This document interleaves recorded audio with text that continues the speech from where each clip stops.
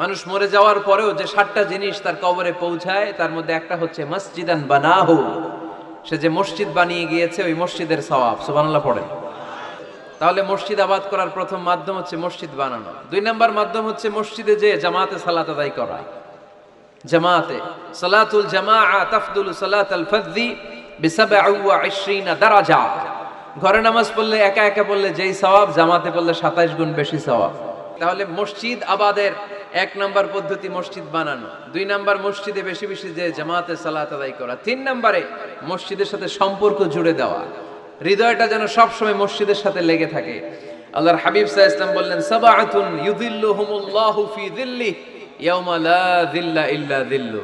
7 শ্রেণীর ব্যক্তিকে আল্লাহ তাআলা কিয়ামতের দিন আরশের নিচে ছায়া দিবে, যেদিন আল্লাহর আরশের ছায়া ছাড়া কোনো ছায়া পৃথিবীতে থাকবে না। সেই দিনটা কি এই দিনের মতো? কিয়ামতের দিনটা আজকের এই দিনের মতো হবে? 50,000 বছর হবে। এটা লেন্থ, এটা ডিউরেশন।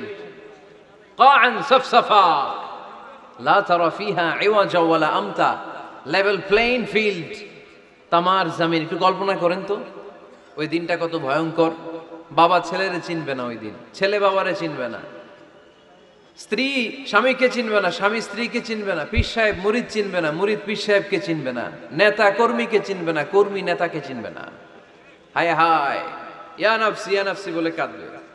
সূর্যটা মাথার কাছে চলে আসবে, সূর্যের তাপে মাথার মগজগুলো গলে গলে নাকের ছিদ্র আর কানের ছিদ্র দিয়ে টপ টপ করে বেয়ে বেয়ে পড়বে। তৃষ্ণায় মানুষগুলো পাগল পাড়া, জিহ্বাটা বের হয়ে নাভি পর্যন্ত ঝুলতে থাকবে। সেদিন সবাই পাগলের মতো ছুটতে থাকবে, কোনো ছায়া নাই আল্লাহর আরশের ছায়া ছাড়া। আল্লাহর হাবিব বললেন 7 শ্রেণীর ব্যক্তিকে আল্লাহ তাআলা আরশের নিচে ছায়া দিবেন। এর মধ্যে 1 শ্রেণীর ব্যক্তি রাজুলুন কলবুহু মুআল্লাকুন বিল মাসাজিদ, ওই ব্যক্তি যার হৃদয়টা সবসময় আল্লাহর মসজিদের সাথে লেগে থাকে। এদেরকে সেই কঠিন ভয়াবহ দিনে আরশের নিচে ছায়া দিবে কে? তারপরে মসজিদ আমাদের 4 নাম্বার পদ্ধতি মসজিদকে পরিচ্ছন্ন রাখা, মসজিদকে ঝাড়ু দেয়া। মসজিদকে যারা পরিষ্কার করে তাদের হৃদয়ের যন্ত্রণা দূর করে দেয় কে? যাদের হৃদয়ে বড় জ্বালা, ফ্যামিলিতে সুখ নাই, শান্তি নাই, তারা হৃদয়ে প্রশান্তি আনতে চাইলে এতিমখানায় যাবেন, এতিমের মাথায় হাত বুলিয়ে দিবেন, এতিমের মুখে খাবার তুলে দিবেন, আপনার হৃদয়টারে নরম করে দিবে কে? আল্লাহর ঘর মসজিদে যাবেন, নিজ হাতে মসজিদটারে একটু পরিষ্কার করে দিবেন, আপনার জীবনটারে উজালা করে দিবে কে? তাহলে এগুলো করার মাধ্যমে আমরা মসজিদের আবাদ করতে চাই। আমরা মসজিদের আবাদকারী হতে চাই কি চাই না? আল্লাহর ঘর মসজিদ আবাদ করার মতো শ্রেষ্ঠ কাজ পৃথিবীতে হতে পারে না। এই মসজিদের কিছু আদব আছে, আল্লাহ রাসূল সাল্লাল্লাহু আলাইহি ওয়াসাল্লাম বলেছেন এই আদবগুলো মেনটেন করে যেন আল্লাহর ঘর মসজিদের সাথে আমরা ব্যবহার করি। মসজিদের 1 নম্বর আদব হচ্ছে মসজিদে ওযুর সাথে প্রবেশ করা। কিসের সাথে?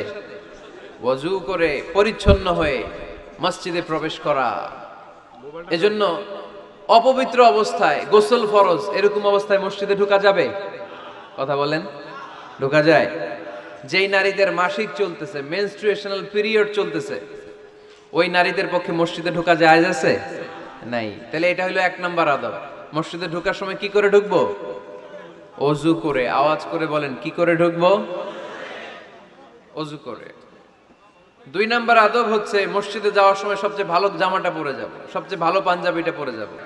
এজন্য রাব্বুল আলামিন বলেন, ইয়া বানি আদম খুযু যিনাতাকুম ইনদা কুল্লি মসজিদ। ও বনি আদম, তুমি যখন আল্লাহর ঘর মসজিদে ঢুকবা, ও বনি আদম, তুমি যখন নামাজের মুসল্লায় দাঁড়াবা, তোমার সবচাইতে দামি, সবচাইতে সুন্দর জামাটা গায়ে দিয়ে তুমি নামাজে দাঁড়াও। ঠিক কি না? তাহলে এখন মসজিদে যাওয়ার সময় কি গায়ে দিয়ে যাবেন বলেন? খিতা করবাইন?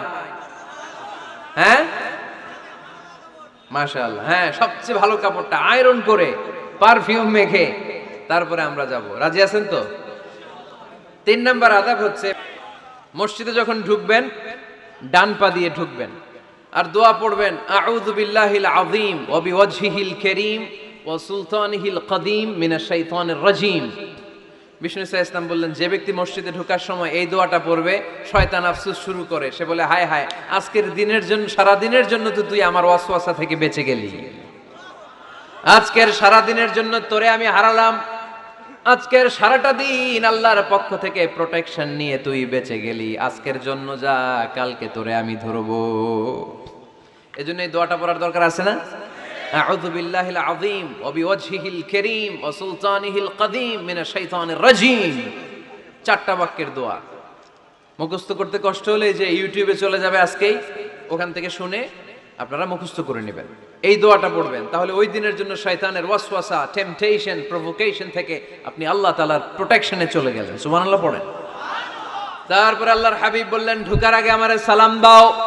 পড়বেন, আসসালামু আলাইকা আইয়ুহান নাবিয়্যু ওয়া রাহমাতুল্লাহি ওয়া বারাকাত। এই দুইটা জিনিস যখন করে ফেললেন, তখন ডান পা দিয়ে পড়বেন, আল্লাহুম্মা আফতাহ লি আবওয়াবা রাহমাতিক। সুবহানাল্লাহ পড়েন। আল্লাহুম্মা আফতাহ লি, ও আল্লাহ আমার জন্য তুমি খুলে দাও আবওয়াবা রাহমাতিক, তোমার রহমতের দরজা। তার মানে মসজিদে ঢুকলে রহমত পাওয়া যায় কি যায় না? মসজিদে ঢুকলে পাওয়া যায় রহমত, মসজিদের বাইরে রহমতের কথা আল্লাহ বলে নাই। মসজিদের ভিতরে রহমত। কোথায় রহমত? কোথায়? মসজিদের ভিতরে রহমত আছে না? তার প্রমাণ, মসজিদে ঢুকলেই শান্তি লাগে কেমন জানি, আর ঘুমে ধরে। মসজিদে ঘুমাইছেন কারা কারা দেখি? সবাই ঘুমাইছেন? আরে আমি কত ঘুমাইছি।